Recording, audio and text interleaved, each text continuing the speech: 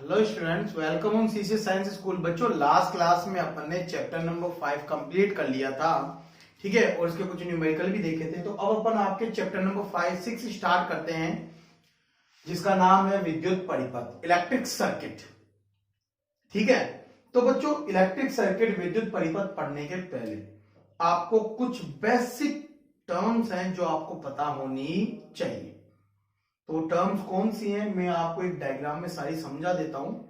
बस वो पूछता नहीं है, परंतु वो आपको पता होनी चाहिए कि इनको अपन क्या बोलते हैं, इनको क्या बोलते हैं। तो बच्चों ध्यान देना, एक विद्युत परिपथ के बारे में अपन पढ़ने वाले हैं। तो जो विद्युत परिपथ होता है उसको जाल भी बोला जाता है, उसको नेटवर्क भी बोला जाता है। तो जैसे मान लो मैं एक डायग्राम बना रहा हूं, ठीक है, मैंने मान लो जैसे ये डायग्राम बनाया, ये आपके एक बैटरी है,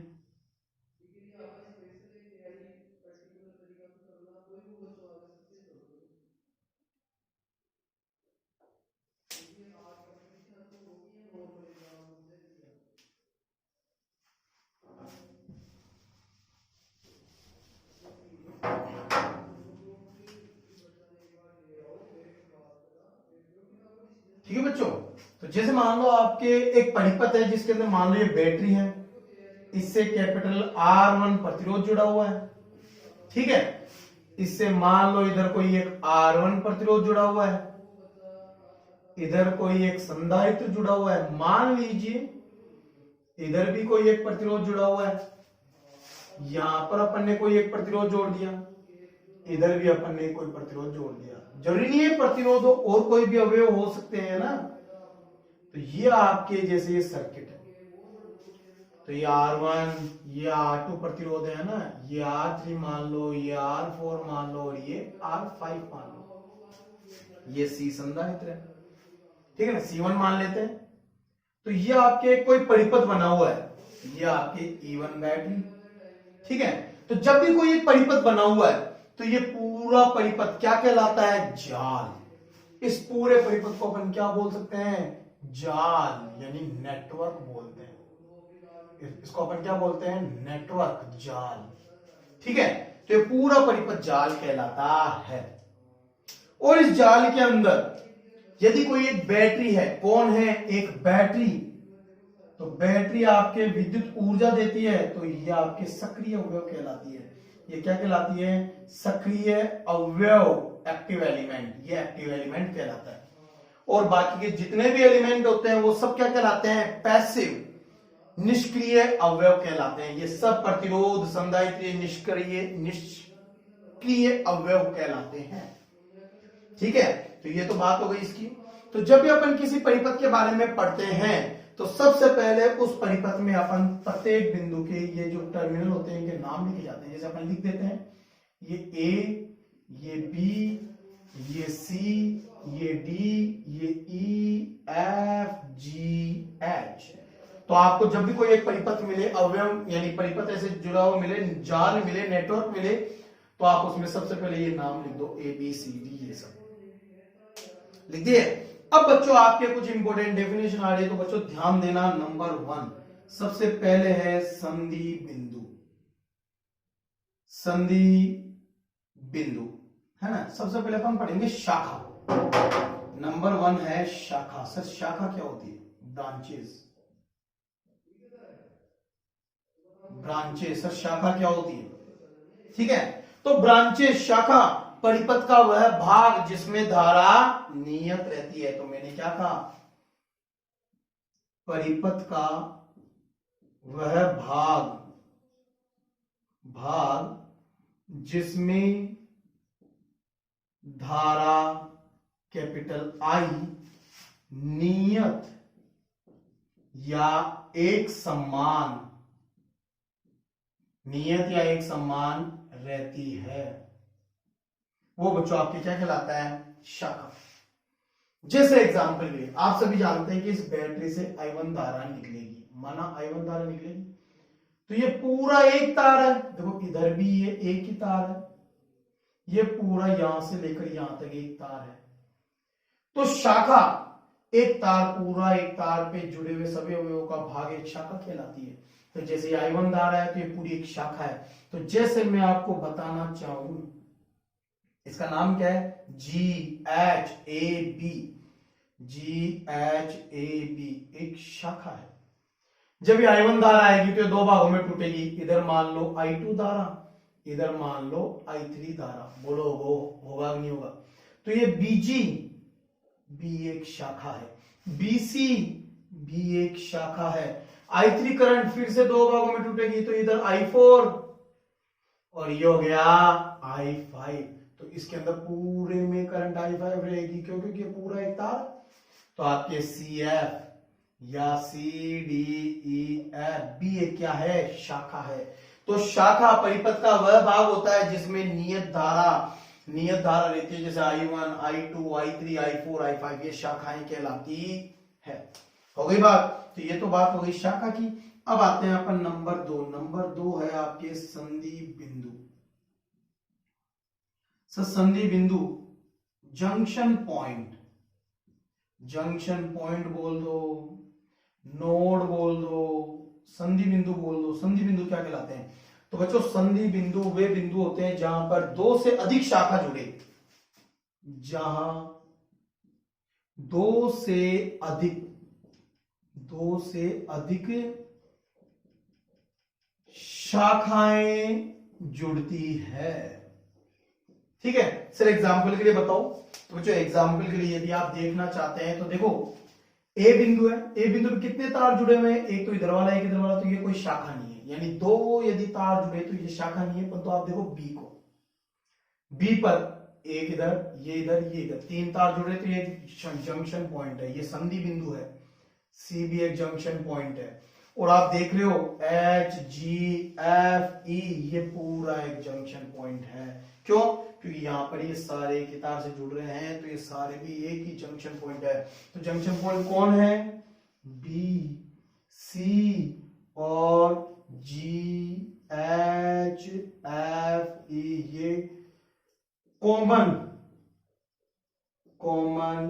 जंक्शन पॉइंट है, उभयनिष्ठ संधि बिंदु है। हो गई बात इसकी। अब आगे आते हैं अपन नंबर 3। सर नंबर 3 कौन है? नंबर 3 पॉइंट है आपके लूप। लूप, इसको मैश भी बोलते हैं, mesh, MESH, mesh, loop. Sir loop क्या होता है? शाखाओं से मिलकर बना बंद पथ, शाखाओं से मिलकर बना बंद पथ क्या कहलाता है? बंद पथ, लूप कहलाता है। सर एग्जाम्पल के लिए बताओ। एग्जाम्पल के लिए यदि मैं तुम्हें बताना चाहूं तो देखो एक बंद पथ लूप को ऐसे प्रदर्शित करते हैं। लूप की एक दिशा होती है, तो लूप को ऐसे बंद करके प्रदर्शित किया जाता है। ये लूप नंबर 1, ये भी आपके एक बंद पथ हो गया। ये लूप नंबर 2, ये भी आपके एक बंद पथ हो गया। ये हो गया लूप नंबर 3। चाहो तो ऐसे बड़ा वाला लूप ले लो। तो लूप कौन कौन से मैं आपको एग्जांपल में बताता हूं। लूप हमेशा एक बंद होता है। तो जैसे मान लो यहां से स्टार्ट किया A B G H A, तो A B G H A ये आपके लूप नंबर 1 है। इसकी बात करें तो B C F G B, B C F G B भी एक लूप है। C D E F C, C D E F C भी एक लूप है। A B C F G H A, A B C F G H A भी एक loop है।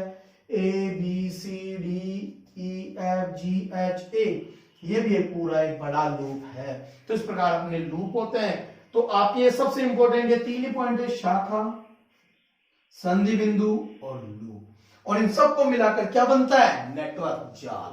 तो आपको ये पता होना चाहिए नेटवर्क क्या होता है, शाखा क्या होती है, संधि बिंदु क्या होता है, लूप क्या होता है। ठीक है, तो सर ये तो हो गया परिपथ की बात, ये तो परिपथ को समझने की बात थी। ठीक है, तो बच्चों इसको आप राइट डाउन कर लीजिए, बना लीजिए। अब जब अपन एक परिपथ के बारे में पढ़ रहे हैं तो परिपथ में निकाली जाती है धाराएं, वोल्टा, टर्मिनल वोल्टा। तो धारा और टर्मिनल वोल्टा निकालने के लिए अब अपन पढ़ने वाले हैं किरचॉफ के परिपथीय नियम, यानी किसी भी परिपथ को हल करने के लिए, किसी भी शाखा में धारा निकालने के लिए, विभवांतर की निकालने के लिए अपन किरचॉफ के नियम काम में लेते हैं। ये सबसे इंपॉर्टेंट नियम है, तो आप इसको राइट डाउन कर लीजिए। अब आप अपन आगे पढ़ने वाले हैं किरचॉफ के परिपथीय नियम। ठीक है,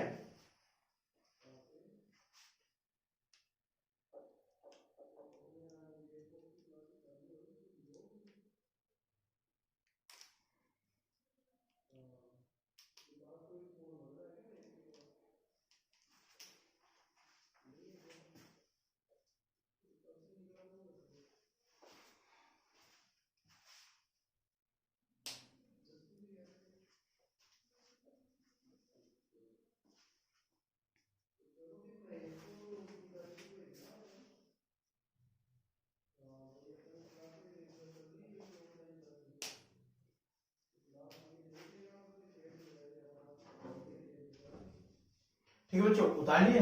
तो अब मैं इसको मिटा रहा हूं। अब आपके सबसे इंपॉर्टेंट टॉपिक जिससे रिलेटेड आपके न्यूमेरिकल भी पूछे जाते हैं, वो इस चैप्टर का बड़ा इंपॉर्टेंट टॉपिक है। वो क्या क्या है? किरचॉफ का परिपथीय नियम। तो अब अपन पढ़ने जा रहे हैं किरचॉफ का परिपथीय नियम। सर किरचॉफ का परिपथीय नियम क्या होता है बताइए। तो बच्चों ध्यान देना, किरचॉफ का परिपथीय नियम। तो नेक्स्ट टॉपिक है किरचॉफ के नियम। तो सर अगली हेडिंग है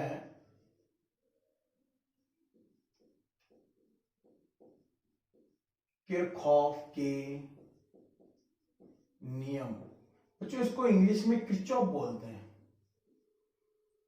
किरचॉफ सर्किट लॉ, है ना। और इसको किरचॉफ, हिंदी में किरचॉफ पढ़ा जाता है ना। किरचॉफ के परिपथीय नियम, यानी किसी परिपथ को हल करने के लिए किरचॉफ ने नियम दिए। कितने नियम दिए? 2। तो किरचॉफ ने 2 नियम दिए। अपन दोनों नियमों के बारे में पढ़ेंगे। पहला फर्स्ट कहलाता है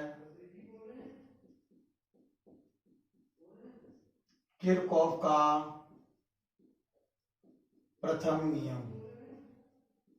किरचॉफ का प्रथम नियम बोल दो संधि नियम। संधि नियम बोल दो धारा नियम। धारा का नियम बोल दो या भी केसीएल, किरचॉफ का करंट लॉ। इसको सबसे ज्यादा केसीएल के नियम से जाना जाता है। तो सर किरचॉफ का करंट नियम क्या होता है? तो बच्चों लिखिए, इसके अंदर इन्वर्टेड कॉमा में लगा के लिखना, किसी परिपथ में संधि बिंदु पर, किसी परिपथ में संधि बिंदु पर या किसी परिपथ में संधि बिंदु पर या नोड पर सभी धाराओं का योग 0 होता है। नोड पर सभी धाराओं का योग 0 होता है, अर्थात, ठीक है। तो बच्चों ध्यान देना, किरचॉफ का प्रथम नियम बस इतना सा होता है, कुल धारा समीशन आई किस पर? मैंने कहा संधि बिंदु पर। संधि बिंदु पर कुल धाराओं का योग कितना होगा? 0। यही क्या कहलाता है? किरचॉफ का प्रथम नियम, संधि नियम, धारा नियम। ठीक है, यानी किसी संधि बिंदु पर कुल धारा का योग कितना कर देंगे? 0। यही कहलाता है। तो अब देखना सबसे इंपॉर्टेंट, ये नियम पढ़ने के पहले आपको आनी चाहिए चिन्ह परिपाटी। अच्छा, चिन्ह परिपाटी क्या बोलती है? तो ध्यान देना बच्चों, चिन्ह परिपाटी बोलती है कि यदि आप जो आने वाली धारा है, यानी संधि बिंदु पर जो आने वाली धारा है, तो आने वाली धारा को आप लोगे प्लस का लेना है उसे। और यदि कोई जाने वाली धारा है, यानी धारा इस संधि बिंदु से जा रही है, जाने वाली धारा, तो जाने वाली धारा आप किसका लोगे? माइनस का। ठीक है, या फिर आप आने वाली धारा को प्लस माइनस ले सकते हो और जाने वाली धारा को प्लस ले सकते हो, आपकी मर्जी। ठीक है, परंतु एक धारा को प्लस एक धारा को माइनस लेंगे। ठीक है, नोट नंबर 2, सर धारा, ये धारा पर आधारित है। धारा कैसे बनती है? आवेश। तो यह आवेश संरक्षण के नियम पर आधारित है। यह नियम किस पे आधारित है? आवेश संरक्षण के नियम पर आधारित है। यानी ये आवेश संरक्षण के नियम पर आधारित है। यानी जितना आवेश परिपथ में आता है उतने का उतना आवेश परिपथ में किसी बिंदु पर चला जाता है। यानी परिपथ में कभी भी आवेश रुकता नहीं है। तो ये आवेश संरक्षण के नियम पर आधारित होता है। अब सर कैसे, तो बताते हैं। जैसे मान लो ये कोई संधि बिंदु है, इसके ऊपर आपके इस प्रकार बहुत सारी शाखाएं जुड़ी हुई है। ये I1 जा रही है, I2 आ रही है, I3 जा रही है, I4 जा रही है धारा, I5 आ रही है, I6 आ रही है, I7 जा रही है और I8 भी जा रही है। ठीक है, तो मैं कहूँ इस संधि बिंदु O पर बताओ, तो आप क्या बोलोगे कि संधि बिंदु O पर कुल धाराओं का योग 0। अब मैंने क्या कहा, आने वाली धारा प्लस की, जो धारा आ रही है उसको प्लस की लेंगे। तो I1 को देखें तो इसे तो जा रही है धारा, तो इसको किसका लेंगे, माइनस का। I2 धारा आ रही है तो इसका किसका लेंगे, प्लस का। ठीक है, I3 धारा जा रही है तो माइनस का, I4 भी धारा जा रही है तो माइनस का, I5 धारा आ रही है तो प्लस का। ठीक है ना, I6 धारा आ रही है तो प्लस का और I7 जा रही है तो माइनस का, I8 भी जा रही है तो माइनस का और इक्वल टू 0। माइनस वाली संख्याओं को उधर ले जाएं तो बचेगा क्या, इधर प्लस वाली I2, I5 प्लस I6, उधर कितना जाएगा, I1, I3, I4, I7 और I8। तो अपन क्या बोलेंगे सर, I2, I5, I6 क्या है, I2 आ रही है यानी आने वाली धारा, यानी कुल आने वाली धाराओं का योग बराबर क्या होगा, जाने वाली धाराओं का योग। यानी जितना आवेश आएगा उतने का उतना आवेश चला जाएगा। तो ये इसका दूसरा स्टेटमेंट भी कहलाता है। आप नोट कर सकते हैं क्या, कि किसी संधि बिंदु पर आने वाली धारा बराबर जाने वाली धारा होती है। ठीक है, तो ये कहलाता है आपके किरचॉफ का प्रथम नियम। ये आवेश संरक्षण के नियम पर आधारित है। अब अपन इससे रिलेटेड कुछ न्यूमेरिकल करते हैं। जैसे बच्चों, मैं आपको एक क्वेश्चन देता हूं। क्वेश्चन आपको ये दे रखा है,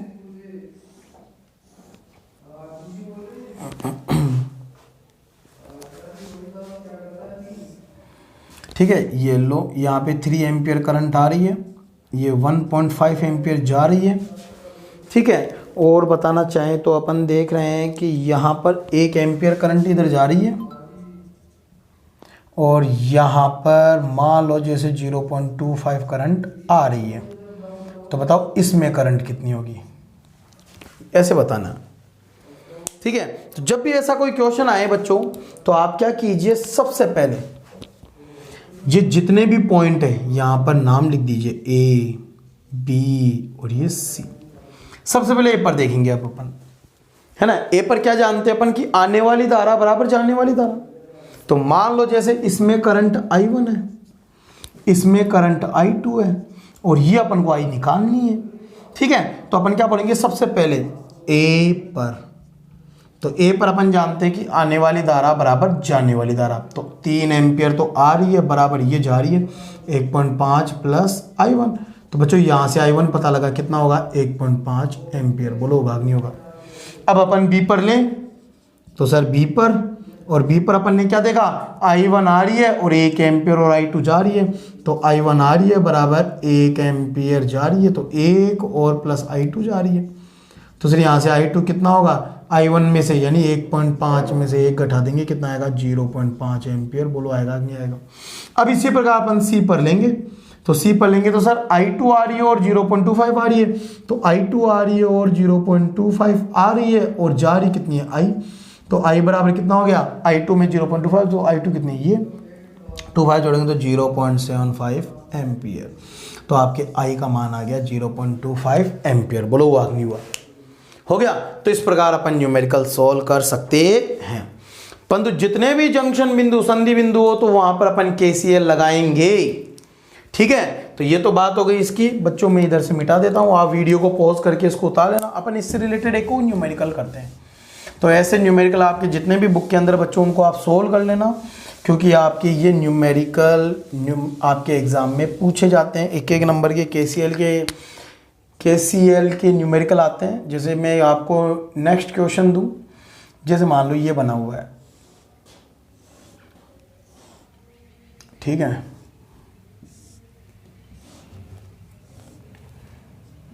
इधर से मान लो आपके 12 एम्पियर आ रही है, 5 एम्पियर जा रही है, ठीक है, इधर आपके 3 एम्पियर जा रही है, और इस तरफ मान लो आई एम्पियर आ रही है।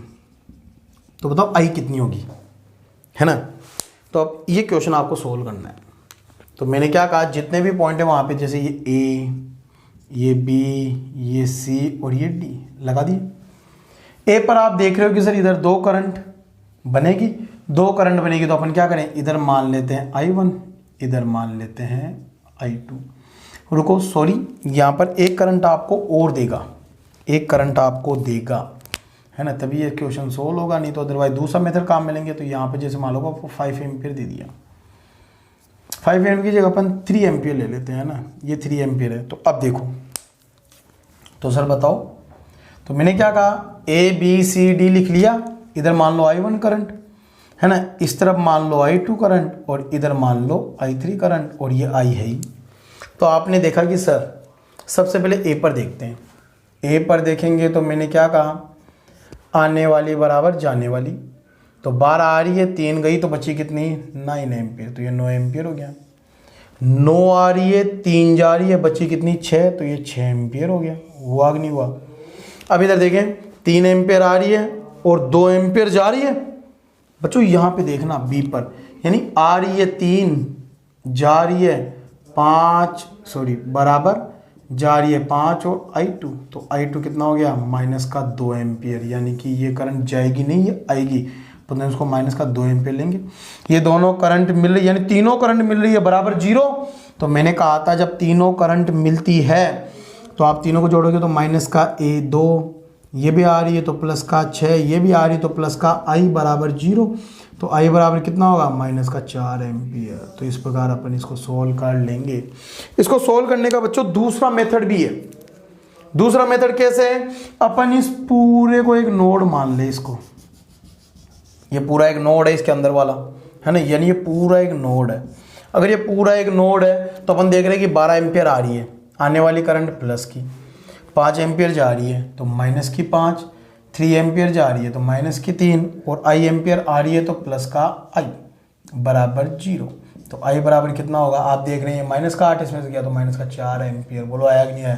तो इसको अपन डायरेक्ट क्वेश्चन भी इस प्रकार सोल्व कर सकते हैं, बड़ा नोड मानकर, ठीक है। तो इस प्रकार आपके ये कौन सा नियम हो गया, किरचॉफ का प्रथम नियम, संधि नियम, धारा नियम, बड़ा इंपॉर्टेंट है बच्चों, इससे रिलेटेड आपके क्वेश्चन पूछे जाते हैं। तो ये आपके किरचॉफ का प्रथम नियम कंप्लीट, उतार लीजिए।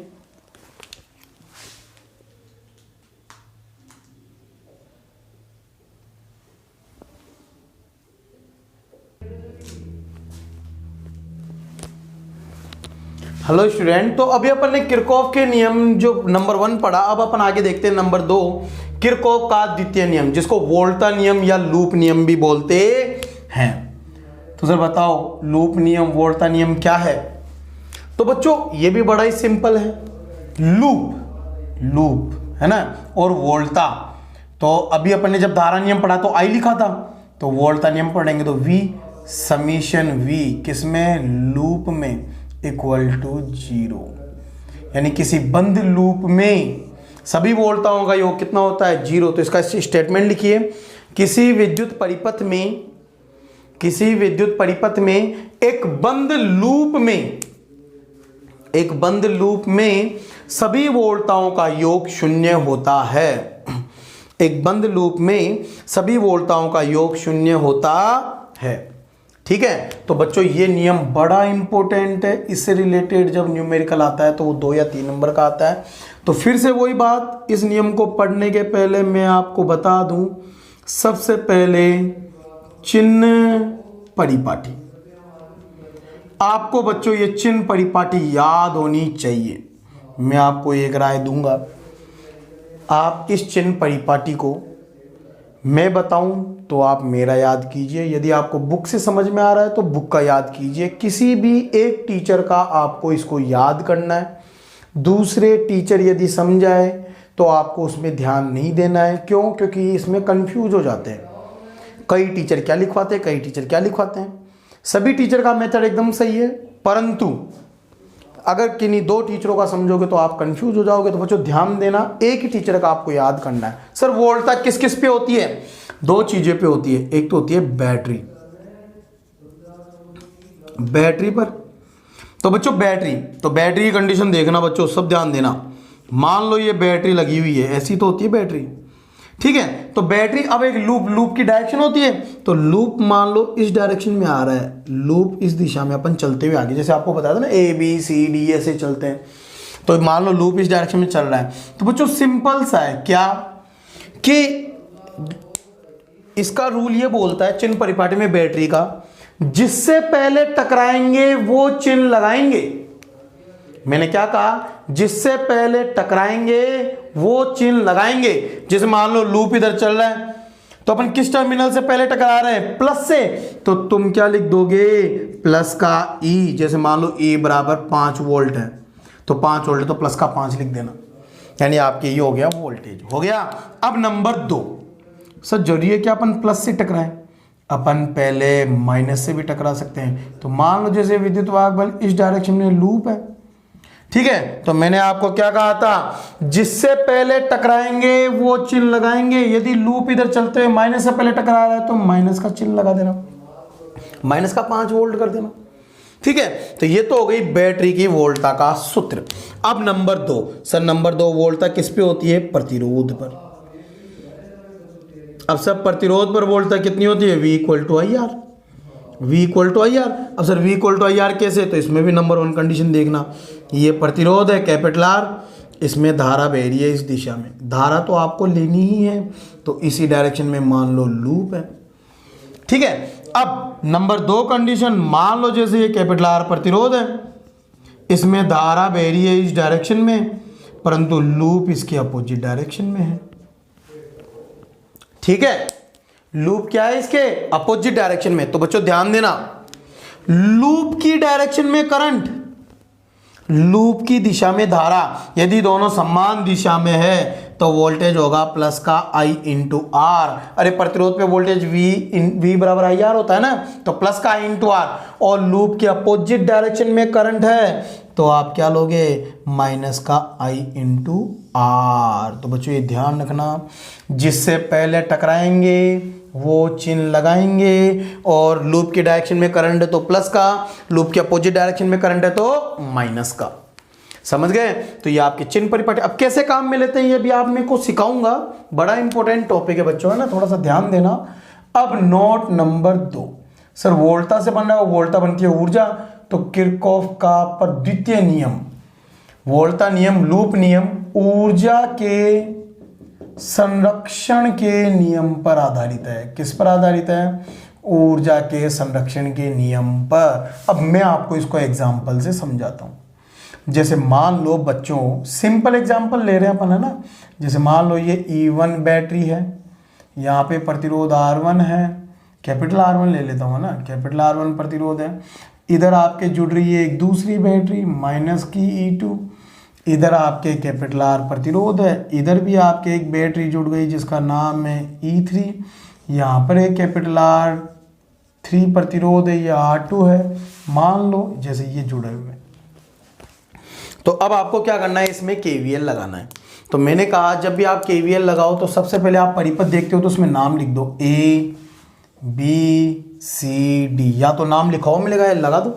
अब आप देख रहे हो कि सर इसमें एक पूरा तार है, यदि एक पूरा तार है तो पूरे तार में एक ही धारा बहती है। कितनी धारा बहती है? एक। तो मान लो इस डायरेक्शन में करंट है I, एक ही तार है तो एक ही धारा रहेगी I, यानी पूरे में कैपिटल I करंट। अगर तार कहीं पे कटे यानी दो भागों में टूटे तो वहां पे धारा भी दो भागों में टूट जाती है, परंतु यहाँ पे तार एक है तो धारा एक लेंगे। अब अपन लगाएंगे KVL, तो अब अपन लिखते हैं बाय KVL। और बच्चों मैंने कहा KVL में अपन क्या करते हैं? लूप लेते हैं। सबसे पहले लूप, तो अपन लिखते हैं इन लूप। अब लूप का नाम लिखो, जैसे तुम लूप का नाम लिखोगे वैसे ही तुम्हें चलना है। सर लूप का नाम कैसे लिखते हैं, जैसे A B C D A ऐसे ले लो, या इसके उल्टा ले लो ए डी सी बी ए। तो आपने कहा सर हम तो उल्टा लेंगे ए डी सी बी ए। जब अपन उल्टी डायरेक्शन में लेंगे तो मैंने कहा ए से डी की तरफ चलो, सबसे पहले ए से डी की तरफ लूप चल रहा है, लूप के अपोजिट डायरेक्शन में करंट तो माइनस का I current R2 resistance I R2। बोलो होगा कि नहीं होगा? जिससे पहले टकराएंगे वो साइन लगाएंगे प्लस का E3, लूप के अपोजिट डायरेक्शन में करंट तो माइनस का I इंटू R3। जिससे पहले टकराएंगे वो साइन लगाएंगे प्लस का E2, लूप के अपोजिट डायरेक्शन में करंट तो माइनस का I इंटू R1। जिससे पहले टकराएंगे वो साइन लगाएंगे माइनस का E1 बराबर 0। हुआ नहीं हुआ? तो इस प्रकार अपन इसको हल कर लेंगे। अब अपन इसको हल कर लेंगे। देखिए आप देख रहे हो प्रतिरोध वाले सारे माइनस के हैं, तो उनको उधर ले जाए तो इधर क्या बचेगा, इधर बचेगा E3 प्लस E2 माइनस का E1 बराबर I common R1 plus R2 plus R3। अब I का मान निकालना तो इसका भाग देके आप I का मान निकालो, धारा का मान आ जाएगा। तो ये कहलाता है आपके किरचॉफ का द्वितीय नियम, वोल्टा नियम या लूप नियम, जिसको KVL बोलते हैं। बच्चों बड़ा इंपॉर्टेंट है। अब अपन इससे रिलेटेड एक न्यूमेरिकल करने की कोशिश करते हैं, ठीक है? तो आप इसको राइट डाउन कर लीजिए, उतार लीजिए। बच्चों ध्यान रखना, जिससे पहले टकराएंगे वो चिन्ह लगाएंगे। लूप की डायरेक्शन में करंट है तो प्लस का, और लूप के विपरीत दिशा में करंट है तो माइनस का, ठीक है? तो ये था आपके इसका आपके ये एग्जाम्पल, ये मैंने लिया। अब अपन इसका एक न्यूमेरिकल लेते हैं, बुक का न्यूमेरिकल, और इसको सोल्व करने की कोशिश करते हैं, ठीक है?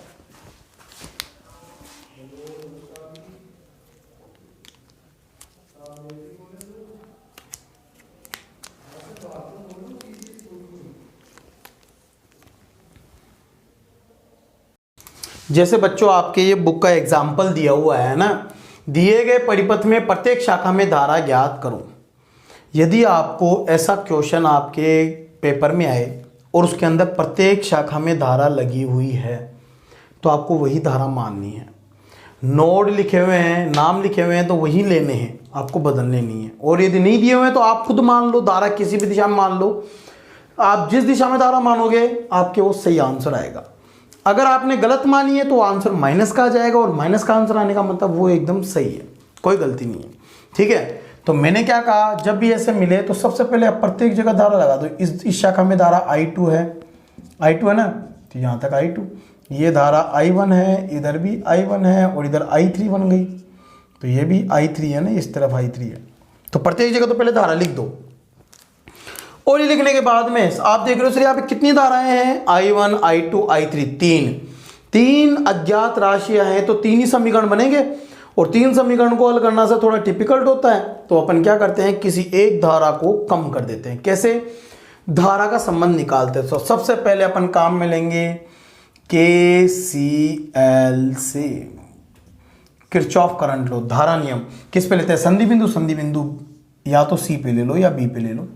तो सर आने वाली धारा I1 और I2 आ रही है और I3 जा रही है, तो इसका मतलब I3 बराबर कितना हो गया, I3 बराबर I1 प्लस I2, समीकरण नंबर 1। बोलो हुआ नहीं हुआ? तो एक समीकरण तो ये बन गया, यानी जहां पर भी आपको I3 मिले वहां पे I1 प्लस I2 रख देना, ठीक है? अब अपन लेते हैं लूप। तो अब अपन एक एक लूप की बात करते हैं। तो इन लूप नंबर 1, सबसे पहले सर कौन सा लूप लें? लूप लेते हैं, जैसे ये ले लिया अपन ने, ये वाला छोटा वाला। तो sir A B C D A, तो सर नाम हो गया A B C D A। In loop A B C D है, A से B चले तो सर कोई नहीं है, फिर जिससे पहले टकराएंगे वो साइन लगाएंगे माइनस का 10। लूप की डायरेक्शन में करंट तो प्लस का 6I1। फिर इधर चलेंगे तो लूप की डायरेक्शन में करंट तो प्लस का 2I3 इज इक्वल टू 0। बोलो होगा नहीं होगा? 10 को दिया जाए तो प्लस का, तो सर ये हो गया 6I1 प्लस I3 कितना, I1 प्लस I2, तो 2I1 plus I2 is equal to 10। I1 और I2 कितने हो गए? 8 I1 plus 2I2 is equal to 10। ये समीकरण नंबर 2। चाहो तो आप 2 से डिवाइड कर सकते हो, परंतु रहने दो, आगे देखते हैं क्या बनेगा, आप उसके अनुसार देख लेंगे। इन लूप नंबर, अब लूप लेते हैं दूसरा। एक समीकरण बन गया, अब ऐसे समीकरण दूसरा ज्ञात करते हैं। सो कौन सा लें, ये बड़ा वाला ले लेते हैं। बड़ा वाला ले लो या छोटा वाला ले लो, कोई सा भी ले लो, आंसर सेम आएगा। बड़ा वाला ले लेते हैं सर। कैसे, ABEFCDA,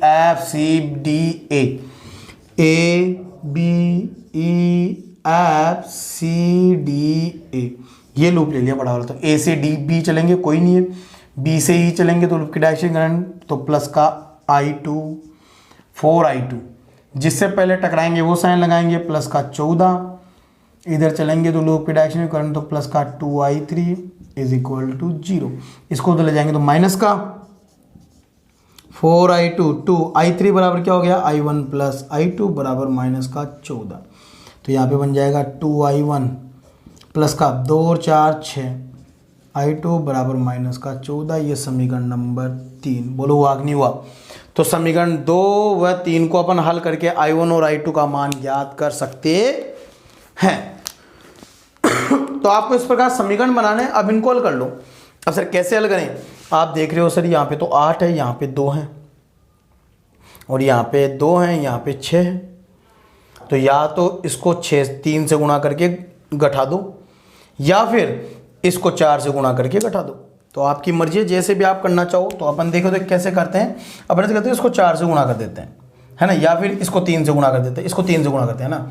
तो अपन समीकरण नंबर 2 को 3 से गुणा करेंगे और इसमें से घटाएंगे 3 को करने पर। तो सर आपने क्या कहा, सबसे पहले समीकरण 2 को 3 से गुणा करते हैं।